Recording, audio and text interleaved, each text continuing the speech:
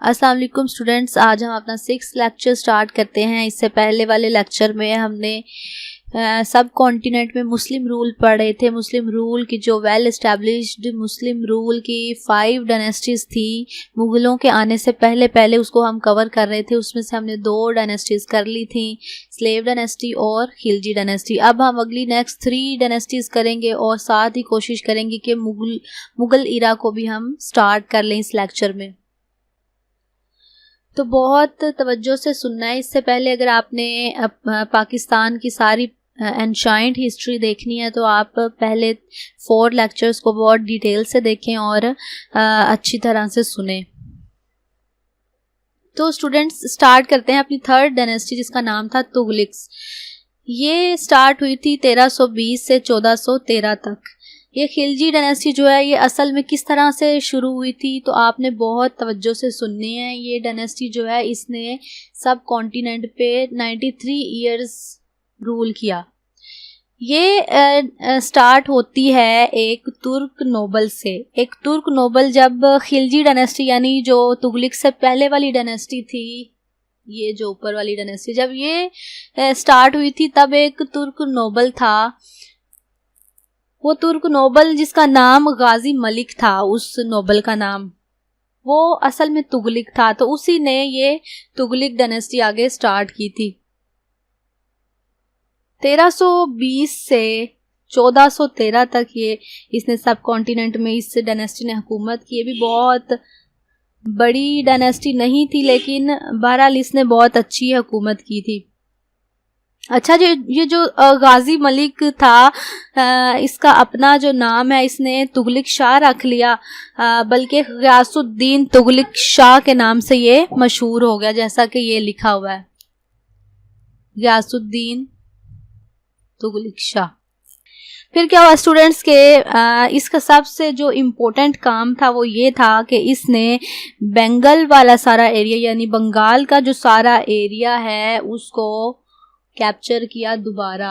ये रहा, यहाँ पे है सारा बंगाल का एरिया, इसने उसको दोबारा कैप्चर किया। क्योंकि क्या हुआ था कि इसके जो इससे पहले वाली जो डायनेस्टीज थी, पहले मैंने आपको कल वाले लेक्चर में बताया था कि गौरी के अंडर ये जो है, गौरी का जो एक स्लेव था बख्तियार खिलजी, उसने ये वाला इलाका जो है हॉर्समैन फोर्स के ज़रिए कैप्चर कर लिया था, ये वाला असम और बंगाल का इलाका। लेकिन क्या हुआ स्टूडेंट्स के अनफॉर्चुनेटली जब थी हुकूमत इसकी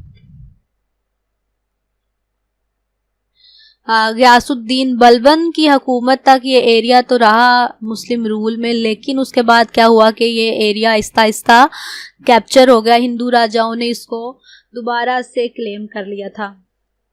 इसलिए ये जो इलाका है सारा बंगाल का, ये अब मुसलमान रूल में नहीं रहा था, मुस्लिम रूल में नहीं रहा था, बल्कि हिंदू राजाओं ने इसको दोबारा से रिक्लेम कर लिया हुआ था। फिर ये जब बैठा तख्त पे गियासुद्दीन तुगलक शाह, तो इसने क्या किया, इसने सबसे पहला काम और बड़ा इंपॉर्टेंट काम किया कि ये वाला इलाका इसने वापस मुस्लिम रूल में शामिल कर लिया। इसके बाद क्या होता है कि ये जो पर्सन था इसने किया क्या, गियासुद्दीन तुगलक ने ये इलाका हासिल करने के लिए इसने ऑब्वियसली हिंदू राजाओं को क्रश किया था। और इसके अलावा जो गियासुद्दीन तुगलक है, इसकी ज़िंदगी, इसकी जो दौरे हुकूमत था, ये एक अच्छा दौरे हुकूमत था। और बाद में इसकी जब डेथ हो जाती है गियासुद्दीन तुगलक की, इसकी डेथ किस तरह से होती है, इसकी डेथ भी इसी तरह से होती है कि ये जब बंगाल का इलाका जो है हासिल करने के बाद वापस आता है, आके एक सेरेमनी को ज्वाइन करता है, तो उस सेरेमनी के दौरान ही इसका कत्ल हो जाता है, इसका गियासुद्दीन तुगलक शाह का। तो स्टूडेंट्स फिर क्या होता है कि इसके बाद इसका बेटा जो है जिसका नाम था मोहम्मद तुगलक, वो तख्त नशीन होता है। ये रहा उसका नाम, मोहम्मद तुगलक। ये तख्त नशीन होता है। ये एक ऐसा इंसान होता है आइडियोलॉजी वाला, आइडियाज़ पे बिलीव करने वाला। तो इसके बारे में हिस्ट्री में लिखा जाता है कि he was not a man of action but was just a man of ideas. तो ये आइडियाज़ का एक आइडियाज़ रखने वाला एक आदमी था। इसकी हुकूमत जो है वो ज़्यादा फलती फूलती नहीं है, ज़्यादा ये जो है तरक्की नहीं कर पाता, कामयाबी हासिल नहीं करता। क्यों? क्योंकि ये जो है हुकूमत चलाने के लिए अपनी सोची समझी स्कीम्स को लगाने की कोशिश करता है, यानी अपनी सेल्फ एस्टेब्लिश्ड जो स्कीम्स हैं उनको इम्प्लीमेंट करने की कोशिश करता है, सेल्फ डिवाइज्ड स्कीम्स जो हैं उनको इम्प्लीमेंट करने की कोशिश करता है, लेकिन वो स्कीम्स जो हैं वो फेल हो जाती हैं, नाकाम होती हैं, जिसकी वजह से ये अपनी हुकूमत में फलता फूलता नहीं, खुशहाली नहीं आती, ज़्यादा सक्सेसफुल नहीं होता। अच्छा, फिर क्या होता है कि मोहम्मद तुगलक, यही जो दो तुगलक डायनेस्टी के यही दो जो सुल्तान थे, यही जो दो सुल्तान थे तुगलक डायनेस्टी के, यही सबसे ज़्यादा प्रोमिनेंट थे, इसलिए हमने सिर्फ इन्हीं की थोड़ी सी डिटेल किया, बाकी जो सुल्तान हैं उनकी डिटेल हम नहीं करेंगे। बहरहाल एक आप ओवरऑल सी चीज़ जो है वो ज़रूर जहन में रखें कि जो मोहम्मद तुगलक के बाद आए थे लोग, जो इसकी नेक्स्ट जनरेशन थी, इसके बाद वाले जो थे इसके तख्त के जो कैंडिडेट्स थे, उनके दरमियान बहुत सी जंगें हुई, सिविल वार जैसी सिचुएशन आ जाती है कंट्री में, जो सारी सल्तनत है उसमें सिविल वार जो है वो उस तरह की आ जाती है, एक शहजादा दूसरे के खिलाफ खड़ा हो जाता है। तो इस तरह से ना इनकी वार्स होती हैं, ख़ास तौर पे जो नोबल्स होते हैं इनकी हुकूमत के अंदर, वुज़रा होते हैं, मिनिस्टर्स वगैरह, वो क्या करते हैं कि वो ना एक प्रिंस को दूसरे प्रिंस के ख़िलाफ़ खड़ा कर देते हैं, एक की हिमायत करते हैं, दूसरे के मुखालिफ हो जाते हैं, ताकि वो ज़्यादा से ज़्यादा पावर हासिल कर सकें। तो फिर क्या होता है, सेम उसी वक़्त 1398 में यानी 1398 में क्या होता है कि अमीर तैमूर, जिसको हिस्ट्री में अमीर तैमूर लंग भी कहा जाता है, वो सब कॉन्टिनेंट पे अटैक करता है। अब ये सब कॉन्टिनेंट है, अमीर तैमूर जो है इन इलाकों से आता है, इन इलाकों से ये आके सब कॉन्टिनेंट पे अटैक करता है। उसके बाद क्या होता है कि जैसे ही अमीर तैमूर सब कॉन्टिनेंट पे आता है, साथ ही जो ये डायनेस्टी है तुगलक, ये डिक्लाइन करना शुरू कर जाती। क्यों डिक्लाइन करना शुरू कर जाती? क्योंकि अमीर तैमूर की वजह से सब कॉन्टिनेंट में इकोनॉमिक और पॉलिटिकल सिस्टम जो है वो तकरीबन ख़त्म होना शुरू हो जाता है, उसकी स्टैंडिंग ख़त्म होना शुरू हो जाती है। अमीर तैमूर जो है ये इन्वेजन करता है इस तरह का। तो अल्टीमेटली 1414 में 1414 में तुगलक पूरी तरह से ख़त्म हो जाते हैं।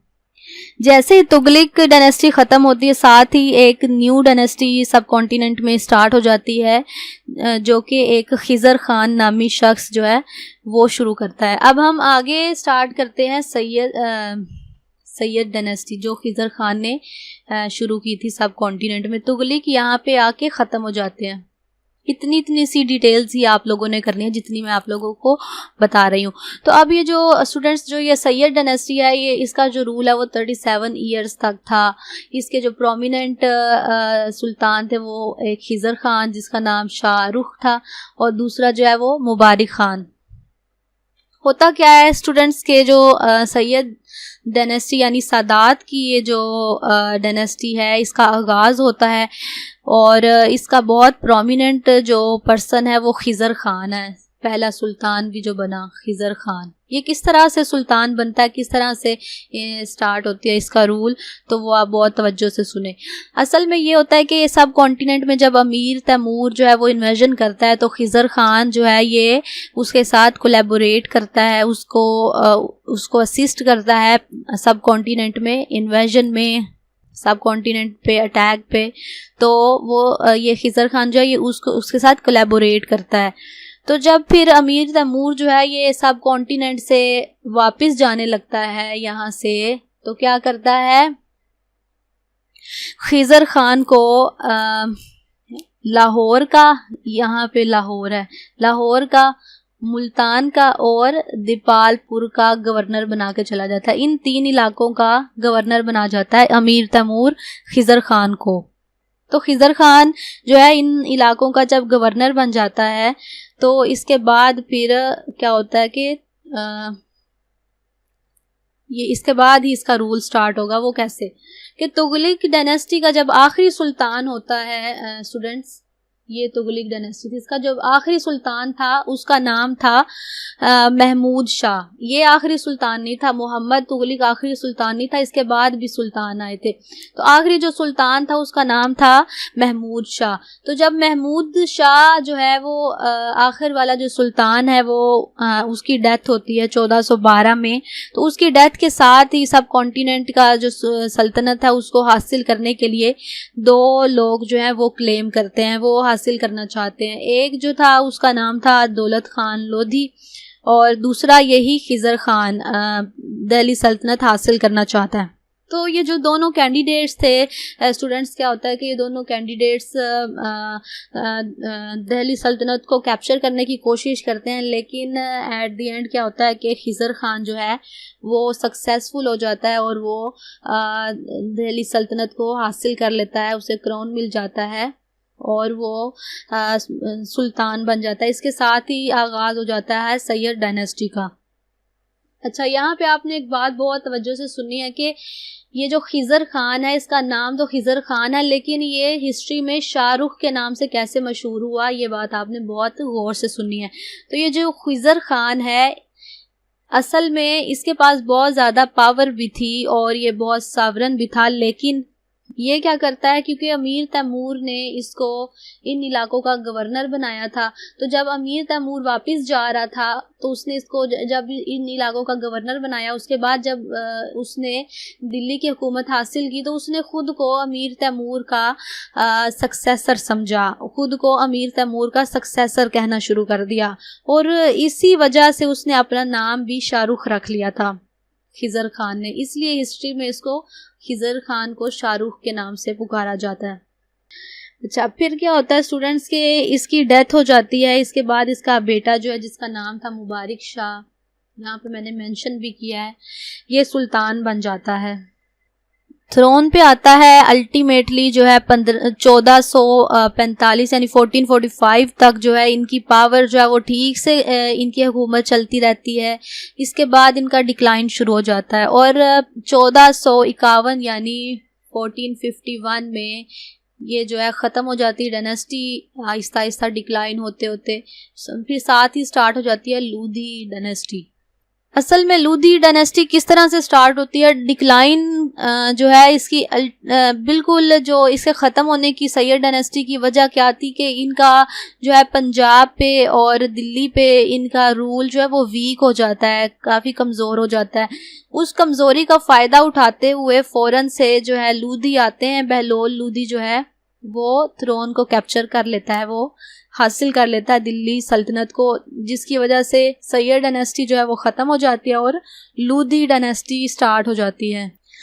तो स्टूडेंट्स लोधी डायनेस्टी को आप पढ़ते हैं, ये जो इन्होंने 1451 से 1526 तक हुकूमत किया। 1526 जो है यहाँ पे मुग़ल आएंगे, तो लोधी वही थे, यानी 5th डायनेस्टी थी सब कॉन्टिनेंट की। उसके बाद मुग़ल आ जाएंगे। लोधी से मुग़ल जो है, मुग़ल का पहला एम्परर जो है बाबर, वो हुकूमत ले लेगा, कैप्चर कर लेगा। तो अब लोधी को की ज़रा डिटेल मैं आप लोगों को बताती हूँ कि लोधी डायनेस्टी जो है इसको बहलोल लोधी ने स्टार्ट किया था 1451 में। फिर स्टूडेंट्स क्या होता है कि लोधी डायनेस्टी जो है यह आपने अपने जहन में रखना है कि ये पहली और आखिरी अफगान डायनेस्टी है सब कॉन्टिनेंट में, पहली और आखिरी। लेकिन एक एक्सेप्शन है कि बाद में सिर्फ थोड़े अरसे के लिए शेरशाह सूरी आता है, तो वो भी अफगान होता है। बस ये जो दो हैं ये अफगान होते हैं सब कॉन्टिनेंट में, ये तो पूरी डायनेस्टी अफगान होगी। लेकिन बाद में जो शेरशाह सूरी आता है वो उसका कुछ अर्सा ही रूल आएगा, वो मुग़ल इरा के दौरान ही आएगा, वो बाद में हम पढ़ेंगे। तो यही बस अफगान रूल है सब कॉन्टिनेंट में, ये आपने जहन में रखना है, इसलिए इसको पहली और आखिरी अफगान डायनेस्टी कहा जाता है। अच्छा, बहलोल लोधी जो है ये जो है जो कि लोधी डायनेस्टी का फाउंडर है। ये लोधी डायनेस्टी स्टार्ट होने से पहले इसकी हुकूमत थी सरहिंद के इलाके में।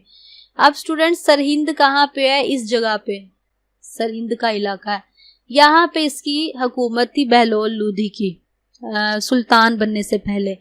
जब सैयद डायनेस्टी जो है कमज़ोर होना शुरू हो गई तो बहलोल लोदी ने सबसे पहले जो पंजाब को ऑक्यूपाई कर लिया। पंजाब यहाँ पे आता है, अब तो पाकिस्तान और इंडिया में डिवाइड हो चुका है, तब ये सारा पंजाब का इलाका था।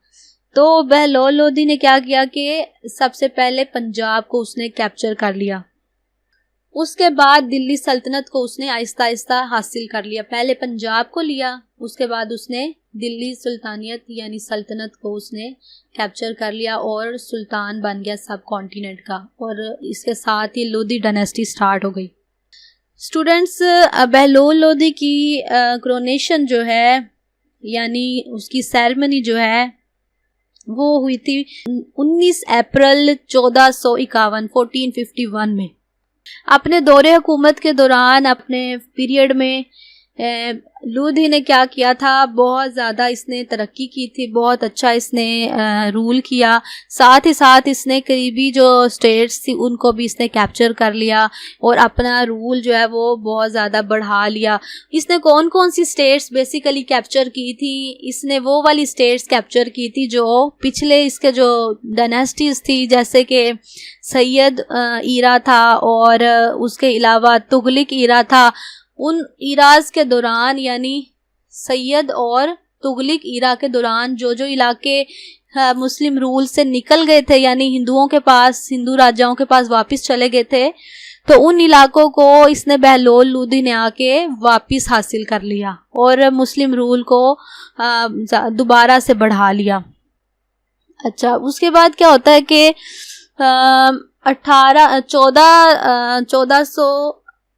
1489 में जुलाई में इसकी डेथ हो जाती है और इसकी डेथ के बाद इसका बेटा जिसका नाम था निज़ाम खान, वो आके तख्त पे बैठता है, थ्रोन को असेंड करता है 17 जुलाई 1489 में। अच्छा, आप बहुत तवज्जो से सुने स्टूडेंट्स के ये जो निज़ाम खान था बहलोल लोधी का बेटा, इसने अपना नाम रख लिया था सिकंदर शाह। सिकंदर शाह इसने रख लिया था। ये इंग्लिश में सिकंदर को अलेक्जेंडर कहा जाता है, इसलिए यहाँ पे अलेक्जेंडर से मैंने शो किया है। अलेक्जेंडर खान, अलेक्जेंडर शाह लोधी या अलेक्जेंडर लोधी 1489 में ये आके तख्त पे बैठता है, थ्रोन को असेंड करता है ये शख्स। अच्छा, सिकंदर शाह जो है ये बहुत ज़्यादा कैपेबल और कॉम्पिटेंट रूलर साबित होता है, बहुत ज़्यादा इंटेलिजेंट और अच्छा सुल्तान ये होता है शो, क्योंकि ये क्या करता है कि ये अपने एडमिनिस्ट्रेशन को बहुत अच्छा बना देता है। साथ ही ये क्या करता है कि ये रिवॉल्ट्स को, राइवलरीज को, जो इसके रिलेटिव्स और इसके फ्रेंड्स ने इसके खिलाफ की थी, ये उन सब को ये क्रश कर देता है, अच्छी तरह से क्रश करता है, अपनी स्ट्रेटजीज के थ्रू क्रश करता है। और साथ ही साथ क्या करता है कि अपनी जो एडमिनिस्ट्रेशन है उसको बहुत अच्छा और इंसाफ पसंद बनाता है। साथ ही क्या करता है कि ये शख्स जो है सिकंदर शाह, या आप एमसीक्यूज में भी याद रखना उस हवाले से भी, कि ये आगरा शहर को फाउंड करता है। आगरा शहर जो कि सब कॉन्टिनेंट का बहुत मशहूर सिटी है इंडिया की, तो ये उसको असल में सिकंदर शाह ने ही फाउंड किया था। अच्छा, 1516 में सिकंदर शाह की डेथ हो जाती है। इसकी डेथ नेचुरल डेथ थी स्टूडेंट्स, तो इसकी नेचुरली डेथ हो जाती है। इसके बाद इसके जो बच्चे थे, इसकी नेक्स्ट जनरेशन थी, उनके दरमियान वॉर्स स्टार्ट हो जाती हैं एक दूसरे से सल्तनत लेने के लिए, सल्तनत पे कंट्रोल बनाने के लिए। तो इसके बच्चों के दरमियान इसकी जनरेशन में हो जाती है, इसकी नेक्स्ट जनरेशन में वॉर्स होने लग जाती हैं। फिर क्या होती है कि एक वॉर होती है इब्राहिम और जलालुद्दीन लोधी में। एक तो नहीं, कई वॉर्स होती हैं, लेकिन एक फाइनल वॉर होती है। उसमें क्या होता है कि इब्राहिम लोधी जो है वो हुकूमत बना लेता है और जलालुद्दीन लोधी जो है वो ख़त्म हो जाता है। तो इब्राहिम लोधी जो है वो सक्सेसफुल होता है, जिसकी वजह से वो उसकी हुकूमत आ जाती है 1517 में। फिर क्या होता है कि जो इब्राहिम लोदी है ये हुकूमत करता रहता है, लेकिन ये 1526 तक ही हुकूमत कर सकता है। 1517 को ये हुकूमत करना स्टार्ट करता है, लेकिन अनफॉर्चुनेटली ये 1526 तक ही हुकूमत कर पाएगा, क्योंकि 1526 में क्या होता है कि बाबर आ जाता है सब कॉन्टिनेंट में। वो आके इब्राहिम लोदी के साथ वॉर करेगा और इसके बाद स्टार्ट हो जाएगी मुगलिया सल्तनत या मुग़ल इरा। तो स्टूडेंट्स, यहाँ तक जो मैंने आपको सारा पढ़ाया उसमें आपने एक बात बहुत जहन में रखनी है कि ये सारा था प्री हिस्ट्री। हमारे सिलेबस के हिसाब से, CSS PMS के हिसाब से यहाँ तक था प्री हिस्ट्री। अब प्री हिस्ट्री जो है इसमें कभी भी श्योर नहीं होता कि आपको क्वेश्चन जो है सब्जेक्टिव में आएगा या नहीं आएगा, लेकिन ये आपके 3 चीज़ों में बहुत काम आती है। एक आपकी कॉन्सेप्ट बिल्डिंग में, दूसरा ये आपकी ऑब्जेक्टिव पॉइंट ऑफ व्यू से, और थर्डली ये आपके इंटरव्यू में बहुत से अक्सर क्वेश्चन पूछे जाते हैं प्री हिस्ट्री में से। लेकिन जो अब ये वाला मैं आपको यहाँ से स्टार्ट करूँगी सिलेबस पढ़ाना, ये आपके लिए सब्जेक्टिव में क्वेश्चन आने स्टार्ट हो जाते हैं इस पॉइंट से। पाकिस्तान अफेयर्स में इस पॉइंट से सब्जेक्टिव में क्वेश्चंस आना स्टार्ट हो जाते हैं। तो अब यहाँ से हम ज़्यादा डिटेल्स करेंगे। यहाँ पीछे तक हमने थोड़ी सी डिटेल्स की, अब हम ज़्यादा डिटेल्स पे जाया करेंगे। और आपने ये लेक्चर जो है इसको अब बहुत तवज्जो से सुनना है। ये लेक्चर स्टार्ट करने से पहले मैं आपको एक बात ज़रूर बताऊंगी कि आप ने अगर एक्स्ट्रा पढ़ना है, मैं साथ साथ तो बल्कि ज़रूर ही बताऊंगी कि जिस लेक्चर को आपने एक्स्ट्रा पढ़ना है, जिसको आपने एक्स्ट्रा नहीं पढ़ना, तो ये जो मुग़ल इरा है इसको मैं कोशिश यही करूंगी कि आपको जो प्रॉपर डिटेल है वो मैं आपको बता दूं लेक्चर के दौरान ही, और आप उसको लिख लें। सारी हेडिंग्स भी मैं आपको करवा दूं। लेकिन अगर किसी बच्चे ने एक्स्ट्रा स्टडी करनी है मुग़ल इरा की, तो एक बुक है दिल्ली नॉवल, वो खुशवंत सिंह ने लिखा था, तो वो आप ले सकते हैं। उसमें बहुत सारे इंडो पाक हिस्ट्री के काफ़ी सारे टॉपिक्स हैं, ख़ासकर मुग़ल इरा के बहुत सा नॉलेज जो है वो उस बुक में, उस नावल में आपको मिल जाएगा अगर आपने एक्स्ट्रा पढ़ना है। बहरहाल मैं पूरी कोशिश करूँगी कि आपको मुग़ल इरा की भी सारी डिटेल, जैसे मैंने अभी तक आपको डिटेल दी जितनी आपको चाहिए थी, उसी हिसाब से मैं नेक्स्ट भी आपको डिटेल दूँगी जितनी भी आपको चाहिए होगी। तो एक्स्ट्रा स्टडी के लिए ये नावल आप ज़रूर देखें। इसके अलावा मुझसे कुछ बच्चों ने क्वेश्चंस आए मुझ तक के, उन्होंने बुक्स पूछी हैं। अकरम रब्बानी की बुक्स के बारे में पूछा था, उसकी बुक का पूछा था, तो वो बुक भी ठीक है, अगर किसी स्टूडेंट के पास है तो वो वहाँ से भी टॉपिक्स जो है वो कर सकता है।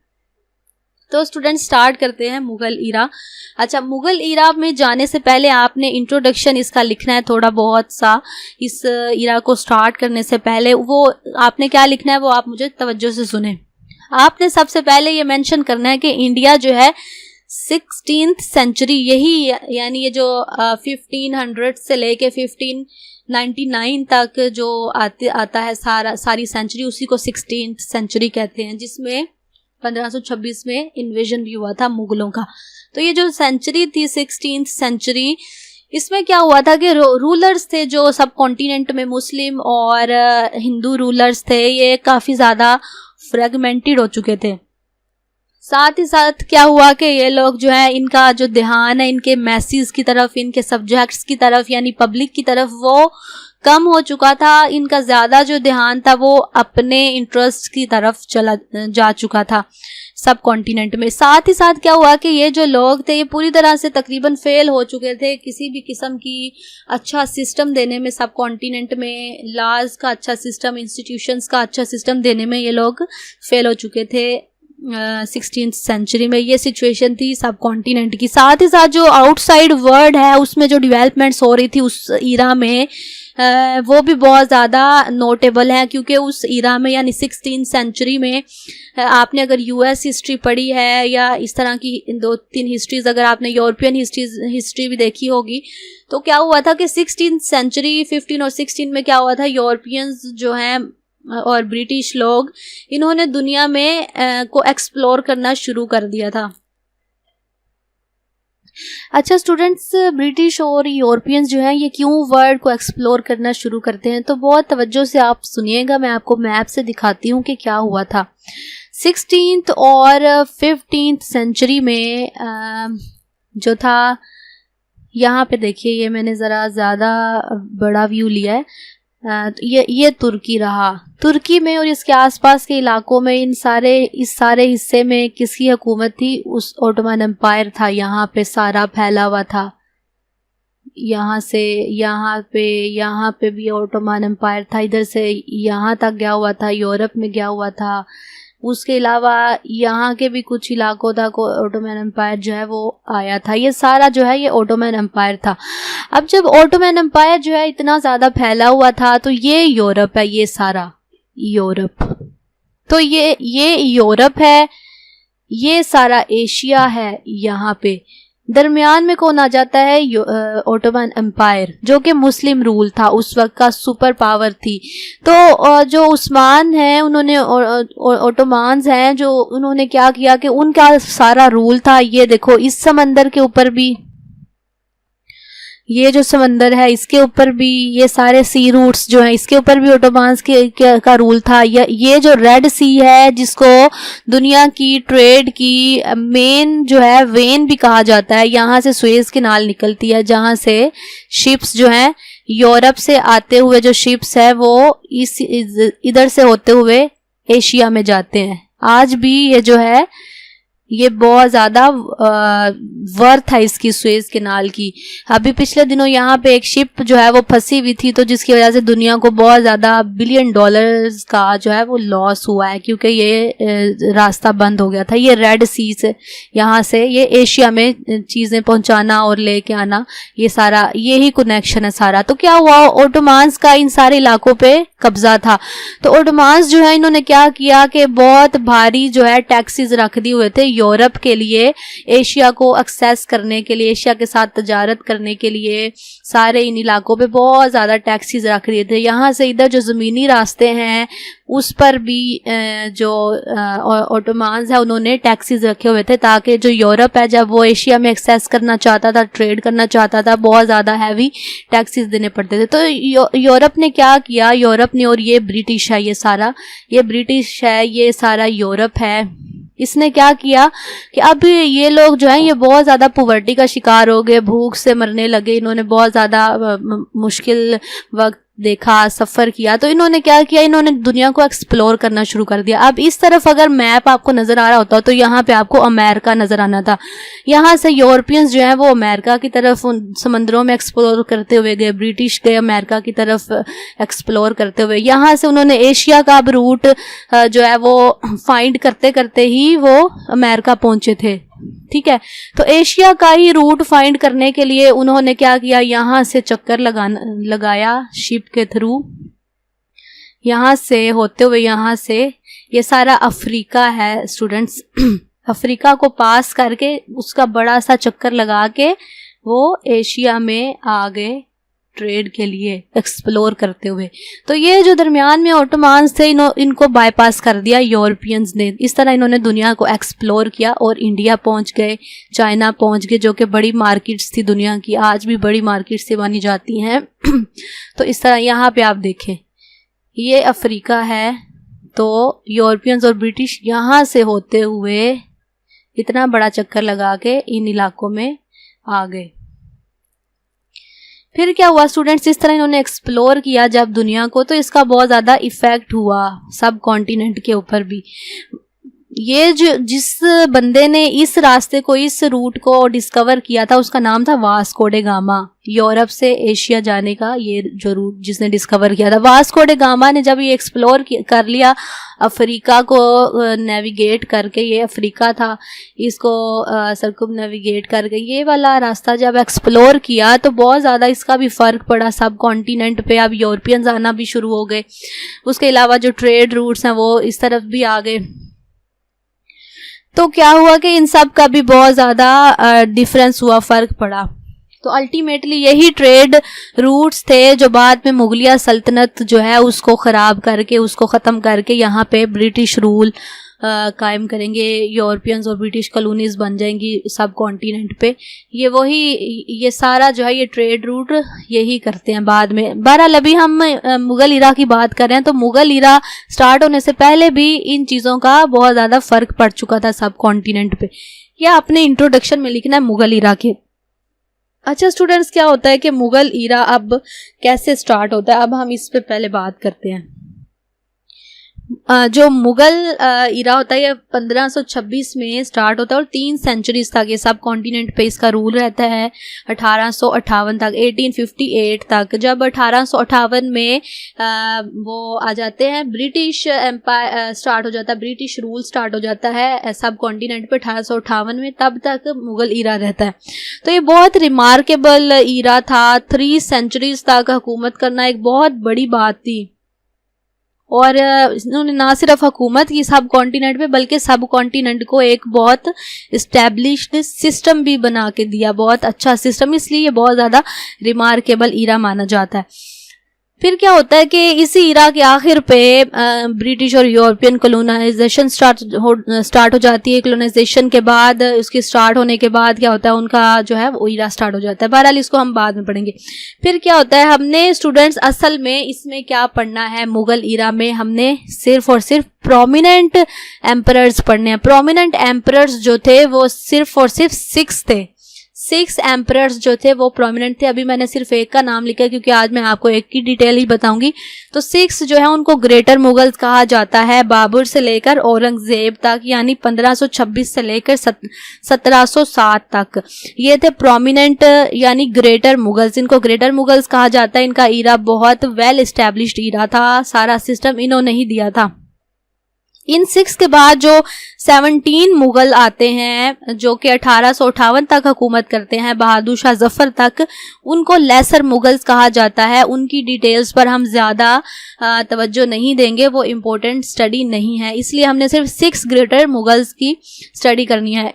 अच्छा, यहाँ पे स्टूडेंट्स आपने एक जहन में बात रखनी कि जो ग्रेटर मुगल्स हैं, इनका जो ईरा था इसमें नो डाउट वॉर्स भी थी, कॉन्फ्लिक्ट्स भी थे, लेकिन साथ ही साथ अचीवमेंट्स बहुत ज़्यादा थी, डेवलपमेंट्स बहुत ज़्यादा थी। रूल का जो तरीका था वो बहुत वेल एस्टेब्लिश था। हर एक ग्रेटर मुगल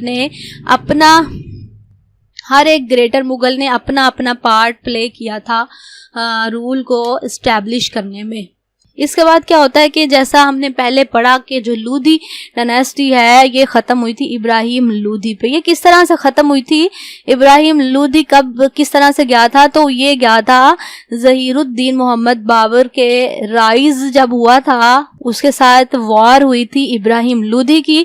तो वॉर के नतीजे में लोदी डायनेस्टी ख़त्म हो गई थी और मुग़ल ईरा शुरू हो गया था। अब इसकी डिटेल हम आगे जाके पढ़ेंगे। डिटेल पढ़ने से पहले स्टूडेंट्स, डिटेल्स को स्टडी करने से पहले हम देखेंगे बाबर के बारे में, हम देखेंगे इसका इंट्रोडक्शन, देखेंगे कि जो मुगल थे वो थे कौन, असल में कहाँ से आए थे और क्यों आए थे। तो स्टूडेंट्स आपने बहुत तवज्जो से सुनना है कि जो ये मुगल हैं जिनका सबसे फर्स्ट एम्परर जो है ये बाबर था। तो असल में क्या था, बाबर का जो वालिद था, जो बाप था, उसका ताल्लुक था पीछे तैमूर के साथ, अमीर तैमूर के साथ। उसका यानी बाबर का अगर हम लिनिएज देखें, फैमिली हिस्ट्री देखें, तो उसके बाप का जो कनेक्शन था वो अमीर तैमूर लंग के साथ था और उसकी जो माँ है उसका रिलेशन था चंगेज़ खान के साथ। वही चंगेज़ खान जो मंगोल था, जहाँ से जो है वो जिनके कब्जे में सारी मंगोल टेरिटरीज थी, तो उनके साथ था। तो इसका मतलब ये है कि जो बाबर है उसका वो पैटर्नल और मैटरनल लिहाज से बहुत स्ट्रांग था, अपने अबाउजदाद के लिहाज से बहुत ज़्यादा स्ट्रांग था। वो भी एम्परर थे, जंगजू थे, उन्होंने दुनिया को रूल किया हुआ था, बहुत सी टेरिटरीज को उन्होंने कवर किया हुआ था। तो ये इसकी फैमिली हिस्ट्री थी बाबर की, यानी मुगल्स की। फिर क्या होता है स्टूडेंट्स के यहाँ पे आपने बाबर की खसूसियात जो है वो बाकायदा तौर पे लिखनी है। आप गौर से सुने कि क्या क्या इसके अंदर कैरेक्टरिस्टिक्स क्या थी बाबर की। एक तो थी वो बहुत ज़्यादा उसके अंदर स्ट्रेंथ थी। दूसरा क्या था कि वो फितरत के साथ बहुत ज़्यादा मोहब्बत करता था, लव ऑफ ब्यूटी। उसके बाद करेज बहुत ज़्यादा थी उसमें, और नंबर 4 पे मिलिट्री एबिलिटी बहुत ज़्यादा थी उसके अंदर, बाबर के अंदर, और इंटेलिजेंट बहुत था। तो स्टूडेंट्स ये बाबर का सारा इंट्रोडक्शन। बाबर जो है साथ ही ये भी आप नोट कर लें कि जो बाबर है वो कहाँ पे रूलर कहाँ का था।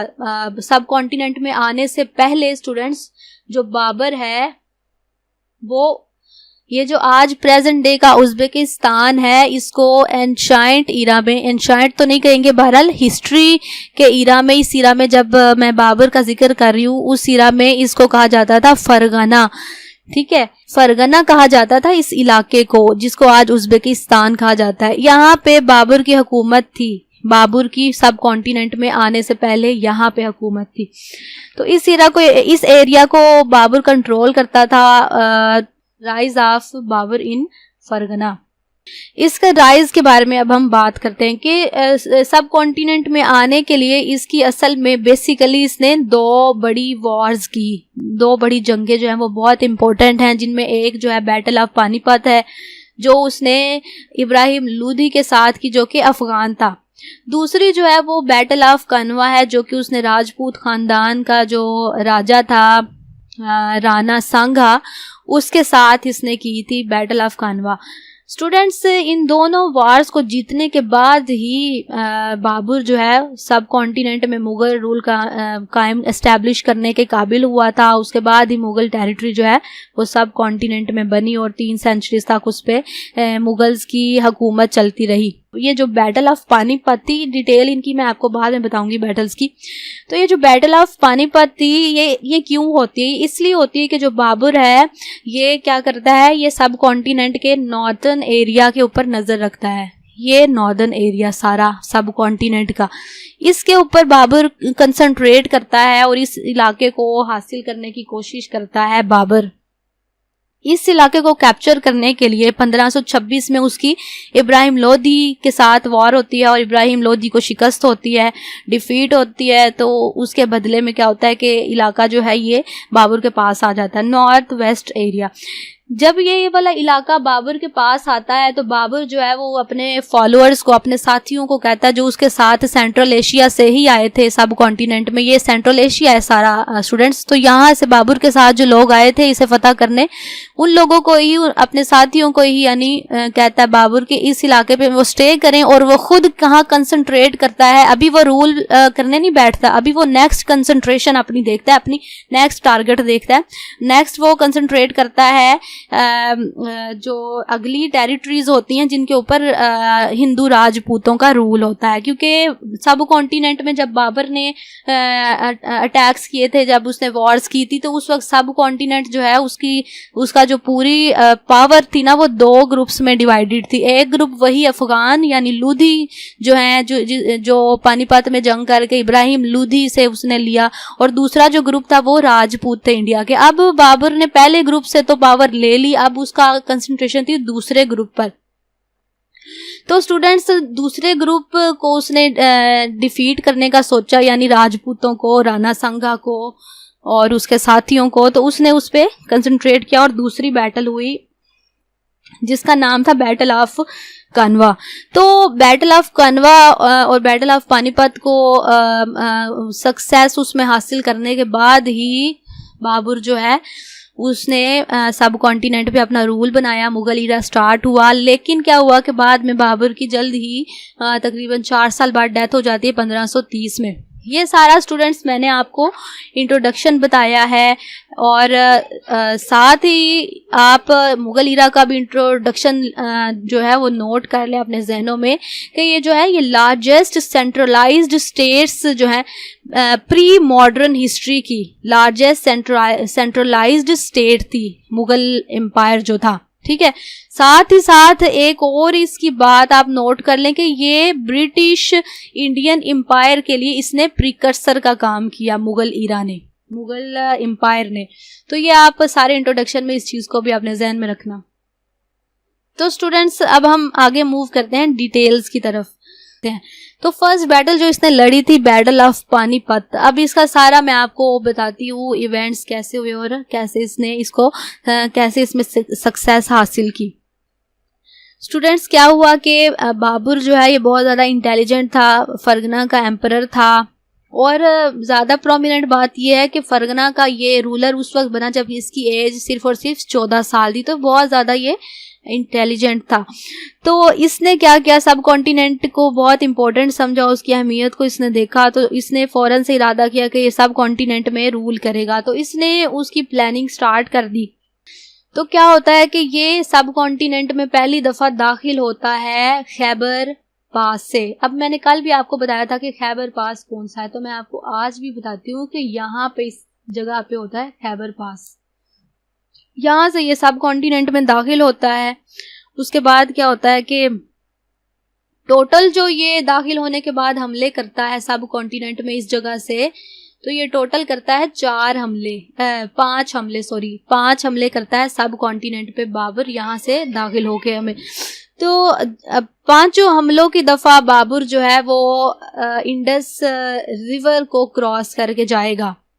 तो फाइनली जो इसका फिफ्थ अटैक उसमें ये सब कॉन्टिनेंट में अपना रूल बनाने में कामयाब हो जाता है, और इस तरह ये मुग़ल एम्पायर बनाता है। मुग़ल एम्पायर का अगर हम पूरा एरिया देखें तो उसके अंदर पाकिस्तान, प्रेजेंट डे का पाकिस्तान शामिल था, अफ़गानिस्तान भी शामिल था उसके रूल में, इंडिया शामिल था, बांग्लादेश शामिल था, यहाँ पे है बांग्लादेश। तो ये सारा इलाका जो है ये मुग़ल एम्पायर का हिस्सा था जो बाबर ने बनाया था। तो स्टूडेंट्स होता क्या है कि बाबर ने सब कॉन्टिनेंट को कंक्वायर करने से पहले, ऑक्युपाई करने से पहले अफ़गानिस्तान में काबुल को ऑक्युपाई करने का भी इरादा कर रखा है। इसीलिए वो क्या करता है कि 1504 में बाबर जो है अफ़गानिस्तान की तरफ बढ़ता है और काबुल को हासिल कर लेता है। उसके बाद ही वो इंडिया में इंडियन सब कॉन्टिनेंट में इन्वेजन करता है। 5 दफ़ा जो है वो उसका अटैक 5 दफ़ा वो करता है। 5वां जो उसका 5th वाला अटैक है उसमें वो हासिल कर लेता है अपना टारगेट। 5th अटैक वही अटैक है जो 1526 में हुआ था, और उसमें बैटल ऑफ पानीपत होती है इब्राहिम लोदी और बाबर के दरमियान। अब ये बैटल किस तरह से बाबर जो है वो जीता था, वो इस तरह से जीता था कि जो बाबर की आर्मी थी बहुत ज़्यादा वेल इक्विप्ड थी, बहुत अच्छे से लड़ने वाली आर्मी थी और बहुत बहादुर भी थी।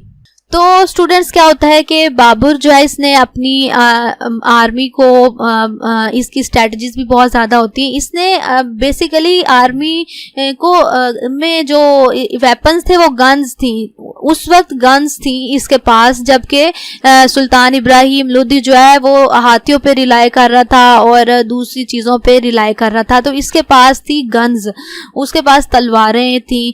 तो इसकी सक्सेस के पीछे एक ये भी था कि इसने बहुत ज़्यादा इनोवेटिव टैक्टिक्स इस्तेमाल किए थे, और सबसे बड़ी जो इनोवेशन बाबर ने इस्तेमाल की थी वो था गन पाउडर। तो इसने अपनी बैटल ऑफ पानीपत में गन पाउडर का इस्तेमाल किया। गन पाउडर की वजह से क्या हुआ कि इसकी एनिमीज़ की कैजुअलिटीज़ हुई और उनको डिफीट हो गई, और ये पहली बार था सब कॉन्टिनेंट में कि किसी ने गन पाउडर के ज़रिए वॉर की है। इससे पहले सब कॉन्टिनेंट में गन पाउडर इस्तेमाल नहीं किया गया था। और इसके साथ साथ बाबर की टैक्टिक्स बहुत ज़्यादा सरप्राइजिंग थी इसके लिए, इब्राहिम लोदी के लिए, और बहुत ज़्यादा इनोवेटिव थी, जिसकी वजह से बाबर जो है वो आखिरकार जंग जीत जाता है और इब्राहिम लोदी जो है वो लड़ते लड़ते मारा जाता है। इसी तरह स्टूडेंट्स क्या हुआ कि जब ये जीत जाता है बैटल ऑफ पानीपत, इब्राहिम लोदी मारा जाता है, तो नॉर्थ वेस्टर्न एरिया जो है वो बाबर के पास आ जाता है। इसके बाद फ़ौरन से नेक्स्ट वॉर का वो इरादा करता है। जो दूसरा ग्रुप था सब कॉन्टिनेंट में राजपूतों का, उनकी टेरिटरीज को हासिल करने के लिए ये करता है बैटल ऑफ पानीपत। तो पानीपत की जो जंग है वो इस तरह से स्टार्ट होती है कि जब हिंदू राजा जो हैं सारे वो देख लेते हैं, बैटल ऑफ पानीपत का रिजल्ट देख लेते हैं, तो वो लोग बहुत परेशान हो जाते हैं। रिजल्ट जब उसे पता चलता है कि बाबर जो है वो बहुत ज़्यादा पावरफुल है, उसके पास बहुत सी नई चीज़ें हैं, टैक्टिक्स हैं, बहुत से नए हथियार हैं, गन्स हैं, तो वो क्या करते हैं, सारे राजा जो हैं वो इकट्ठे हो जाते हैं। और इकट्ठे किसके अंडर होते हैं, वो एक मेवर इलाका है, उस इलाके का एक राजा होता है राणा सांगा, तो उसके अंडर वो इकट्ठे हो जाते हैं राणा सांगा के। और इतनी बड़ी एक फोर्स बना लेते हैं जो बहुत ज़्यादा पावरफुल होती है। उसकी पावर को देखते हुए जो इसकी आर्मी है बाबर की, वो बहुत ज़्यादा घबरा जाती है, पैनिक हो जाती है। लेकिन जो बाबर है वो उसको फिर भी बहुत ज़्यादा हौसला देता है। स्टूडेंट्स, इससे पहले आप ये देख लें, मेरे जहन से निकल गया, मैं आपको साथ ही बताती कि पानीपत की जो बैटल हुई थी वो इस जगह पे हुई थी। ये पानीपत के इलाके में, आगरा के करीब है ये इलाका, दिल्ली और आगरा के करीब। तो जो दूसरी है वो बैटल ऑफ कनवा है जो यहाँ पे होगी। तो ये जो हिंदू राजाओं ने मिलकर एक बहुत बड़ी फोर्स बनाई, बाबर की आर्मी जो है वो इवन उनके सामने घबरा गई। तो बाबर फिर भी बहुत ज़्यादा इंटेलिजेंट था, उसने अपनी स्ट्रेटजीज के जरिए अपनी आर्मी को दोबारा से कॉन्फिडेंस में लिया, उनको दोबारा से उसने प्रिपेयर किया, उनके अंदर जो है वो उनको कॉन्फिडेंस इंस्टिल किया। तो क्या हुआ कि 16 मार्च 1527 में आखिरकार ये बैटल होती है। दोनों आर्मीज जो है वो एक दूसरे को फेस करती हैं कनवा के मुकाम पे, जो कि आगरा के करीब है। यहाँ पे बिल्कुल ये आगरा है, ये वाला स्टूडेंट्स, ये आगरा है और ये कनवा है। यहाँ पे ये बैटल होती है, बैटल ऑफ कनवा।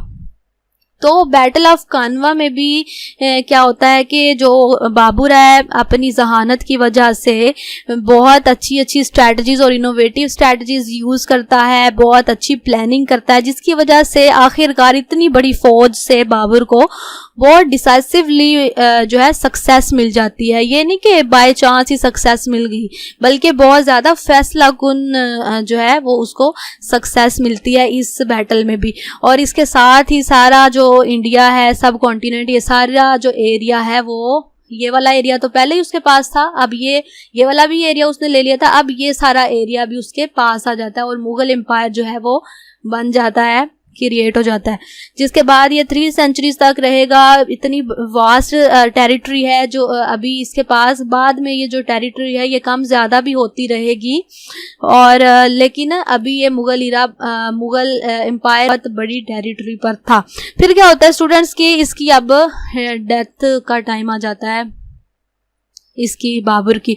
तो ये अपनी बनाई हुई इतनी बड़ी टेरिटरी को नहीं देख पाता ठीक से, दिन उसके नहीं देख पाता, तो फ्रूट्स अपने जो है वो नहीं देख पाता। तो इसकी 4 साल बाद ही इसकी डेथ हो जाती है 1530 में, बहुत थोड़े अरसे में।